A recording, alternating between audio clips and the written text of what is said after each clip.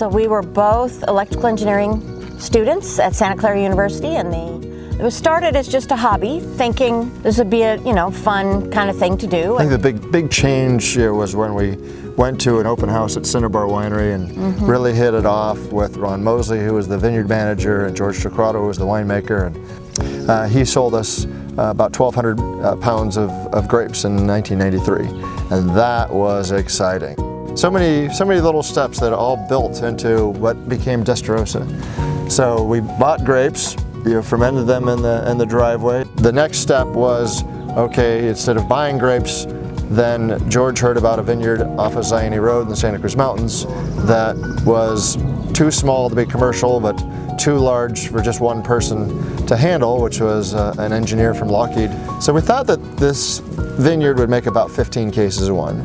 So we came up with the idea of Future Futures, which for $100 you could get a case of wine from this new vineyard and, most importantly, the exclusive right to come help us restore it. So I wrote up 30 letters to send to friends and thinking if I could get maybe 6 or 7 people, and that was, I think, the biggest moment where the business aspect came, in that we got 29 checks back. So that was when I went back to George Torquato and said, George, I've already double sold the first vintage, I need more grapes. And he says, Rob, you're doing this completely backwards. You've already double sold your first vintage and we haven't even started pruning the vines. I think you might want to get into this business. George knew about a vineyard in Monterey in the Chalon appellation that was selling grapes. So we were able to convince them to sell us 3 tons of fruit, that made 225 cases. We really needed 14 cases.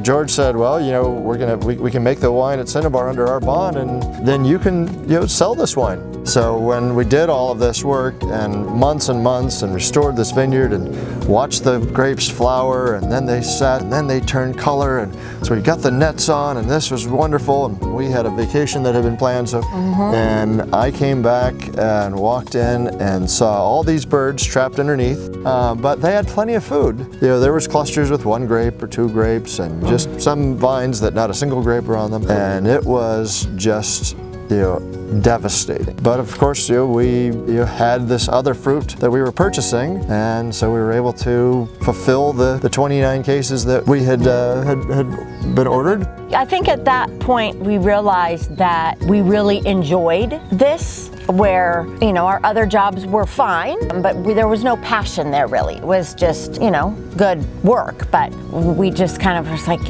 let's see if we can make this work, because this is really fun.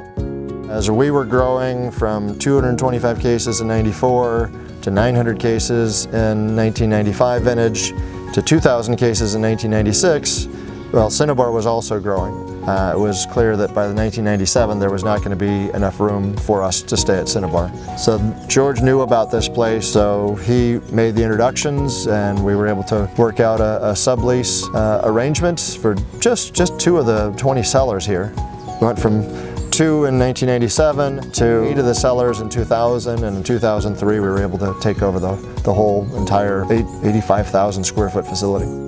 So working at this historic 19th century building has really taught me the art of respect and appreciation for the inherent ability of the wine and what it's offering. Working in this building, we can't go and tear it down and re-erect it to the way we want. So we've really learned how to work with the lay of the land. Similar to our vineyards and our wines, we try to make the best expression with the constraints at hand. But Testarossa, that was my nickname from when I studied in Italy. First thing they said to me, and they spoke no English, was "Benvenuto, Signor Testarossa," which means "Welcome, Mr. Redhead." Well, when we started making wine in the garage, we thought, well, this would be a fun name, so that was the name that we used for the barrel that we had in the garage. The name, people really liked it. We started the Chardonnay in 1995. We had added Santa Barbara County fruit as well as Monterey, and so we thought, what if we were to blend these together, kind of get the best of both, and could we make a wine that better than the individual parts? So Rob's idea was to put our kids' names together, Nick and Claire, and call it Neclaire. Everybody loves it. Everybody loves it, and including Nick and Claire. So we have Testarossa is his nickname, and Claire, and then Diana. So we kind of have all of us represented. So the phone rings, and Diana, this is Jim Laube from Wine Spectator. We have the New York Wine Experience coming up, and I am doing a panel of my selection for the 8 hottest new wineries in California. And I said, oh, that's, and he said, I'd like to ask you to, Testarossa to participate in that. And I was like, and he says, well, I really would like you to do it. I just was kind of like, okay. And he said, and Joan Flowers is going to be on the panel too. So we just would really like to have more women on the panel. So I really would like you to do it. Well, we started from a business point of view at the best time ever in the early 90s. There was the .com growth, but there's just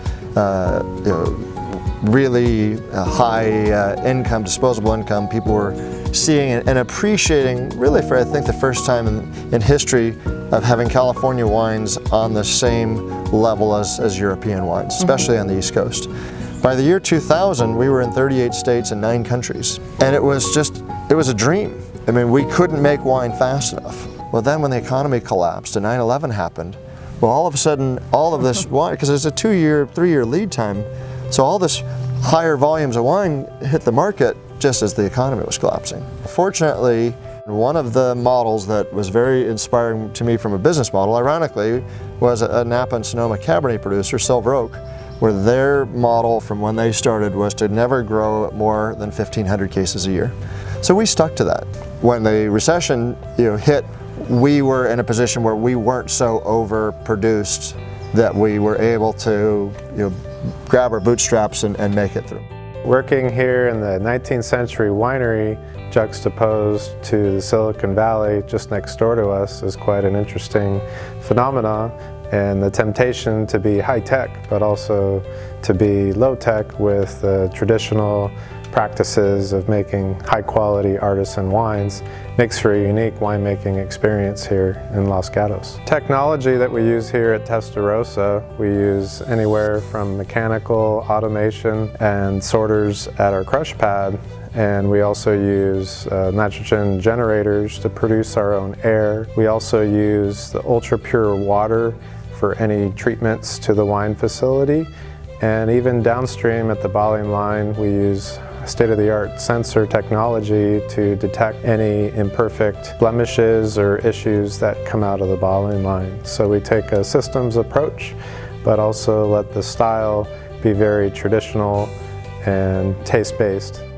The choice of the vineyard for our portfolio is very important and one we don't take lightly. We take a lot of time getting to know the prospective owner, make sure our personalities align really well, our future goals and aspirations are in harmony, and then certainly it has to be a compelling and distinctive site, and lastly one that's well farmed, well tended, that fulfills our stylistic and artisan goals. Working with Bill and Rob and Diana, it's amazing. It's just it's been a very symbiotic relationship, I think, and just really do enjoy working with him. We learned quite a bit from Bill, and we put some of those things that we learned into some of our practices. And obviously, when Lone Oak and Doctor's Vineyard gets 93s, 94s, 95s as far as some of the scores, it's all good. Yes.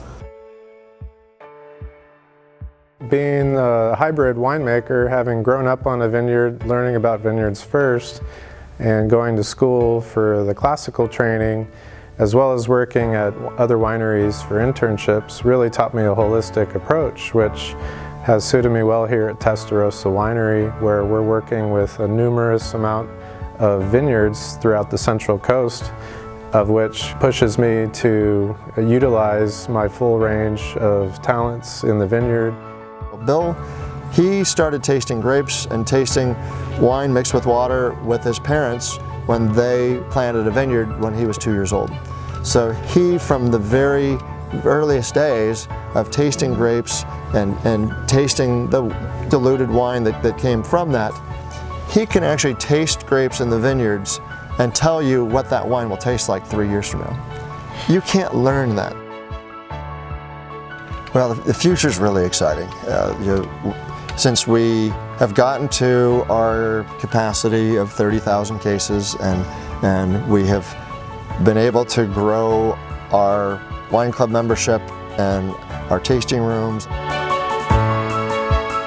we've been able to really distance ourselves from the craziness of out-of-state wholesale and really focus on what's the most fun, which is interacting and creating wonderful experiences for our members and visitors to not only the winery, and just making it special, especially for our members. It's as the members we can't thank enough, because they allow us that consistency of investment in the winemaking process, that we can continue to make the wines better and better. Now, our adage is passion in every glass, and that starts with the passion of the growers, goes through the passion of the winemaking team, our hospitality and tasting room staffs, our restaurant partners who we can't thank enough, but most importantly, the visitors who come here and our club members. They are what makes this dream come true, and we embrace them and want them to be part of this dream with us, because it's just really, really amazing, and the best is yet to come.